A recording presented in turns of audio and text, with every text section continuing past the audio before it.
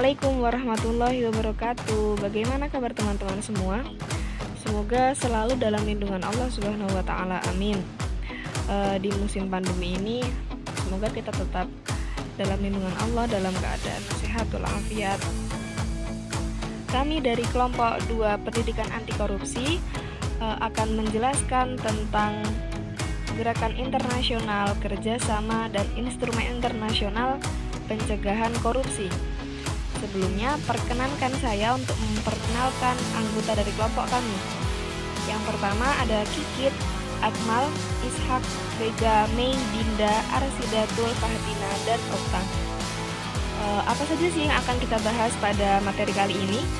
Yang pertama tentang gerakan organisasi internasional, seperti ada PBB, World Bank, OECD, dan Uni Eropa atau Masyarakat Uni Eropa.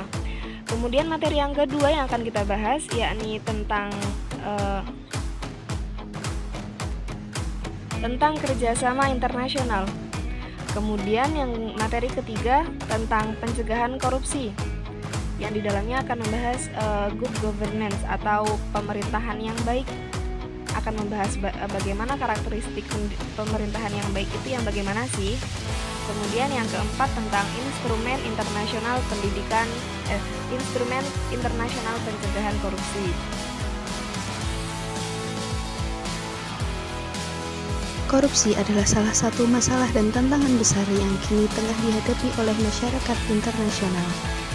Korupsi tidak hanya mengancam pemenuhan hak-hak dasar manusia dan menyebabkan macetnya demokrasi dan proses demokratisasi, namun juga mengancam pemenuhan hak asasi manusia, merusak lingkungan hidup, menghambat pembangunan, dan meningkatkan angka kemiskinan jutaan orang di seluruh dunia.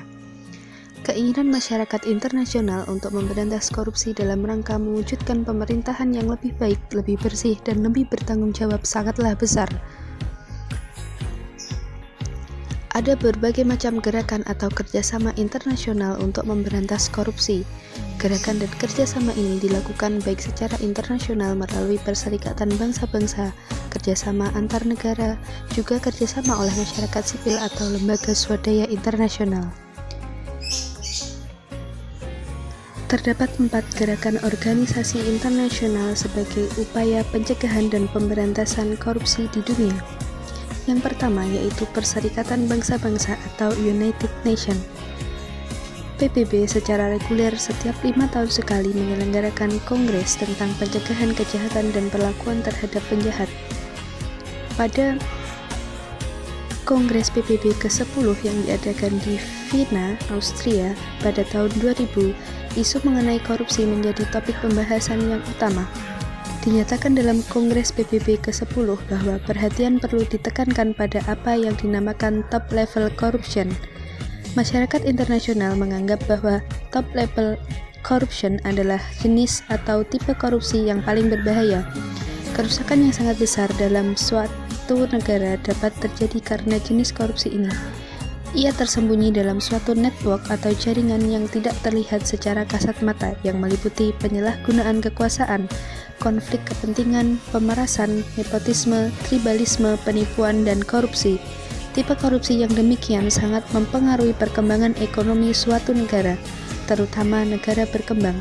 Dalam realita, di berbagai negara berkembang, bantuan-bantuan yang diperoleh dari donor internasional berpotensi untuk dikorupsi. Misalnya, tidak selesainya atau tidak sesuainya proyek yang dilakukan dengan dana dari donor internasional. Akibat korupsi, standar hidup masyarakat di negara-negara yang berkembang juga sangat rendah. Yang kedua adalah organisasi gerakan internasional dalam pencegahan korupsi, yaitu World Bank Institute atau Bank Dunia. Bank Dunia mengembangkan anti korupsi program yang bertujuan untuk menanamkan awareness mengenai korupsi dan melibatkan masyarakat sipil untuk pemberantasan korupsi. Program yang dikembangkan oleh Bank Dunia didasarkan pada premis bahwa untuk memberantas korupsi secara efektif perlu dibangun tanggung jawab bersama berbagai lembaga dalam masyarakat. Oleh Bank Dunia, pendekatan untuk melaksanakan program anti korupsi dibedakan menjadi 2, yaitu pendekatan dari bawah dan pendekatan dari atas. Pendekatan dari bawah berangkat dari 5 asumsi, yakni yang pertama, semakin luas pemahaman atau pandangan mengenai permasalahan yang ada, semakin mudah untuk meningkatkan awareness untuk pemberantasan korupsi. Yang kedua, network atau jejaring yang baik yang dibuat oleh World Bank akan lebih membantu pemerintah dan masyarakat sipil. Yang C, perlu penyediaan data mengenai efisiensi dan efektivitas pelayanan pemerintah melalui corruption diagnosis. Penyediaan data ini juga dapat membantu masyarakat mengerti bahaya serta akibat buruk dari korupsi. Yang D, pelatihan yang diberikan yang diambil dari toolbook yang disediakan oleh World Bank dapat membantu mempercepat pemberantasan korupsi. Yang E, rencana aksi pendahuluan yang dipilih atau dikonstruksi sendiri oleh negara peserta diharapkan akan memiliki trickle-down effect, dalam arti masyarakat mengetahui pentingnya pemberantasan korupsi. Untuk pendekatan dari atas dilakukan dengan melaksanakan reformasi di segala bidang hukum, baik politik, ekonomi, maupun administrasi pemerintahan, sehingga harus ditangani dengan cara melakukan reformasi di segala bidang. Pendidikan korupsi adalah salah satu strategi dan atau pendekatan bottom up yang dikembangkan oleh World Bank untuk meningkatkan kesadaran masyarakat akan bahaya korupsi.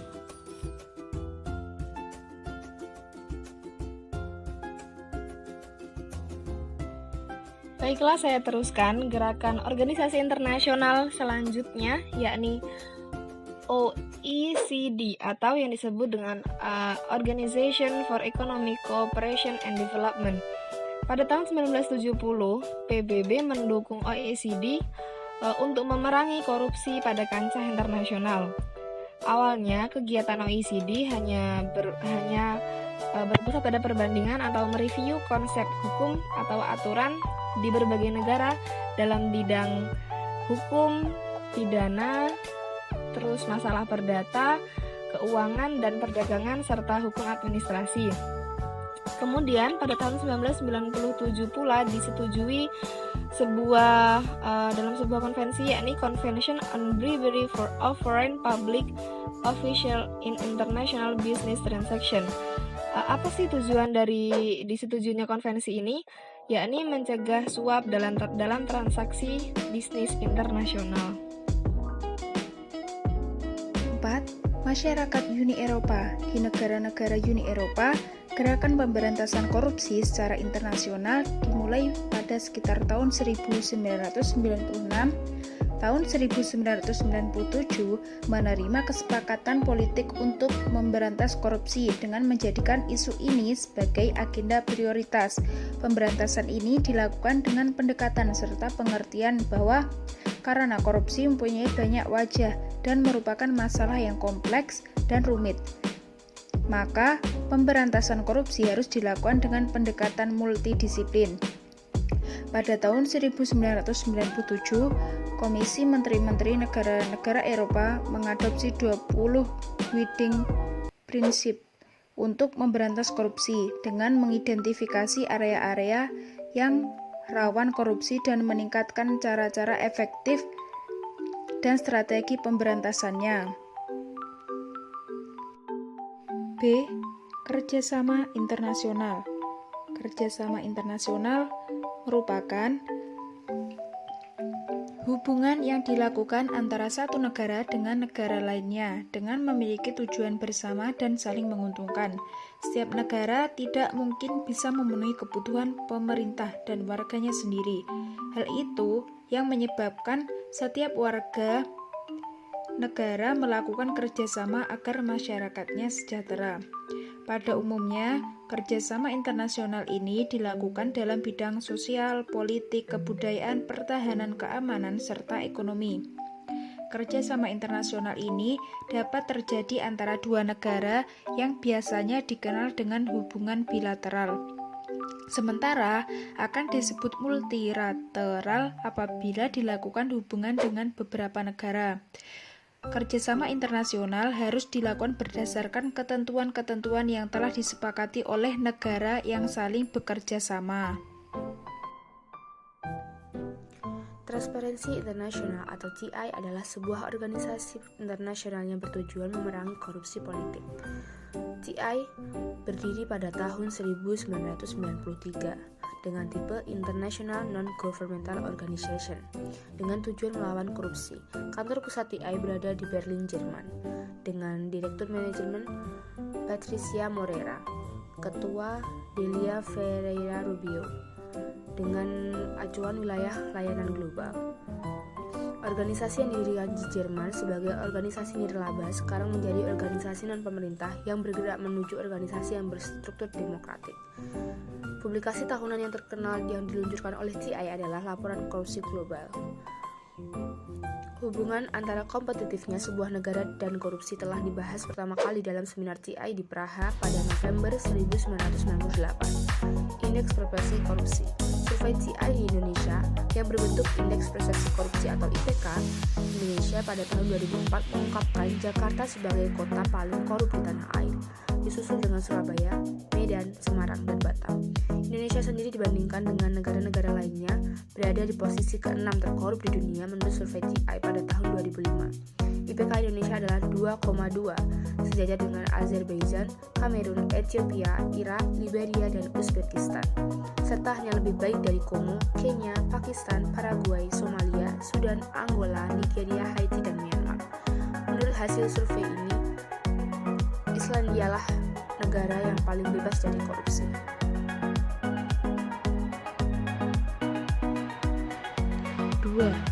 Theory Making Integrity Work. Theory atau Making Integrity Work adalah sebuah organisasi independen internasional non-pemerintahan yang memiliki head office di London, United Kingdom, dan memiliki kantor perwakilan di beberapa negara, termasuk Jakarta. TIRI didirikan dengan keyakinan bahwa dengan integritas, kesempatan besar untuk perbaikan dalam pembangunan berkelanjutan dan merata di seluruh dunia akan dapat tercapai. Misi dari TIRI adalah memberikan kontribusi terhadap bangunan yang adil dan berkelanjutan dengan mendukung. Untuk yang bagian C, pencegahan korupsi. Perkenalkan, nama saya Oktaviana Sri Rahayu. Di sini saya akan melanjutkan mengenai pencegahan korupsi, yaitu upaya pemerintah dengan menggunakan satu cara, yaitu good governance. Yang disebutkan bahwa kepemerintahan yang baik atau good governance merupakan isu yang mengemuka dalam pengelolaan administrasi publik. Hal ini antara lain tercermin dari tuntutan yang gencar dari masyarakat kepada para penyelenggara negara, baik di pemerintahan, dewan perwakilan maupun yudikatif, untuk menyelenggarakan pemerintahan yang baik. Tuntutan ini tidak saja berasal dari masyarakat Indonesia, melainkan juga dari masyarakat internasional. Sementara arti dari good dalam good governance mengandung makna nilai-nilai yang menjunjung tinggi keinginan atau kehendak rakyat untuk dapat meningkatkan kemampuannya dalam pencapaian tujuan kemandirian, pembangunan berkelanjutan, dan keadilan sosial.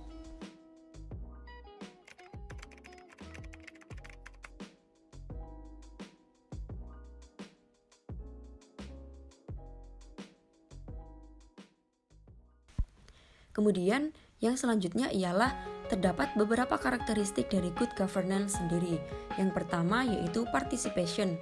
Setiap warga negara mempunyai suara dalam pembuatan keputusan, baik secara langsung maupun melalui mediasi institusi legitimasi yang mewakili kepentingannya. Partisipasi seperti ini dibangun atas dasar kebebasan berasosiasi dan berbicara serta berpartisipasi secara konstruktif. Kemudian yang kedua yaitu rule of law. Kerangka hukum harus adil dan dilaksanakan tanpa pandang bulu, terutama hukum untuk hak asasi manusia. Dan yang ketiga ialah transparansi. Transparansi dibangun atas dasar kebebasan arus informasi, proses-proses lembaga-lembaga, dan informasi secara langsung dapat diterima oleh mereka yang membutuhkan. Informasi harus dapat dipahami dan dapat dimonitor. Kemudian yang selanjutnya ialah responsiveness, atau lembaga-lembaga dan proses-proses harus mencoba untuk melayani setiap stakeholders. Yang kelima ialah consensus orientation. Good governance menjadi perantara kepentingan yang berbeda untuk memperoleh pilihan terbaik bagi kepentingan yang lebih luas, baik dalam hal kebijakan-kebijakan maupun prosedur-prosedur. Kemudian, equity, semua warga negara baik laki-laki maupun perempuan mempunyai kesempatan untuk meningkatkan atau menjaga kesejahteraan mereka. Kemudian yang selanjutnya ialah effectiveness dan efisiensi, atau proses-proses dan lembaga-lembaga menghasilkan sesuai dengan apa yang telah digariskan dengan menggunakan sumber-sumber yang tersedia sebaik mungkin. Yang kedelapan ialah accountability. Para pembuat keputusan dalam pemerintahan, sektor swasta, dan masyarakat atau civil society bertanggung jawab pada publik dan lembaga stakeholders. Kemudian yang selanjutnya ialah strategic vision, atau para pemimpin dan publik harus mempunyai perspektif good governance dan pengembangan manusia yang luas dan jauh ke depan sejalan dengan apa yang diperlukan untuk pembangunan semacam ini. Dari ke-9 karakteristik tersebut, ketika kita sebagai warga serta pemerintah mampu memahaminya dengan baik dan benar, upaya pencegahan korupsi akan dapat terlaksana dengan baik dari adanya good governance tersebut. Baik, selanjutnya saya Kiki Diwanasari, nomor absen 9 akan menjelaskan tentang instrumen internasional pencegahan korupsi. Di sini instrumen internasional pencegahan korupsi terdapat 2 instrumen internasional. Yang pertama, United Nations Convention Against Corruption, dan yang kedua, Convention on Bribery of Foreign Public Official in International Business Transaction. Dan saya akan membahas yang pertama, yakni United Nations Convention Against Corruption. United Nations Convention Against Corruption salah satu instrumen internasional yang sangat penting dalam rangka pencegahan dan pemberantasan korupsi, yakni United Nations Convention Against Corruption, yang telah diselenggarakan oleh lebih dari 140 negara. Penandatanganan pertama kali dilakukan di konvensi internasional yang diselenggarakan di Merida, Yucatan, Meksiko pada tanggal 31 Oktober 2003.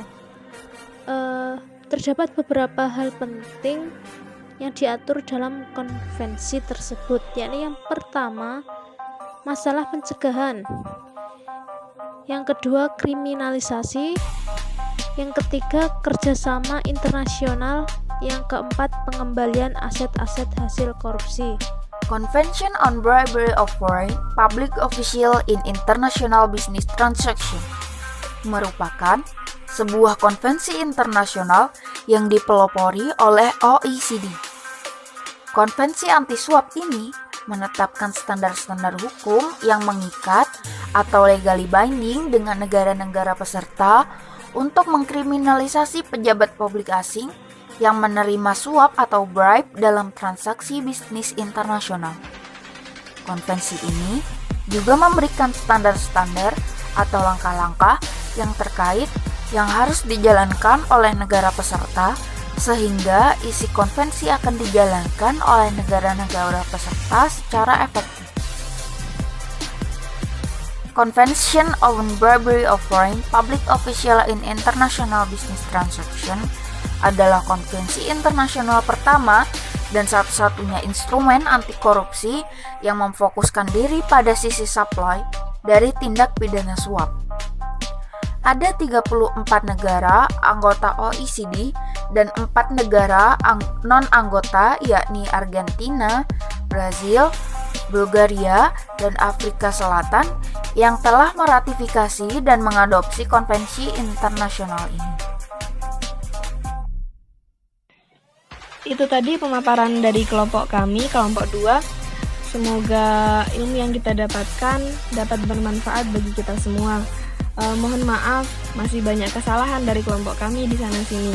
Jika ada pertanyaan, bisa dilanjutkan di kolom diskusi.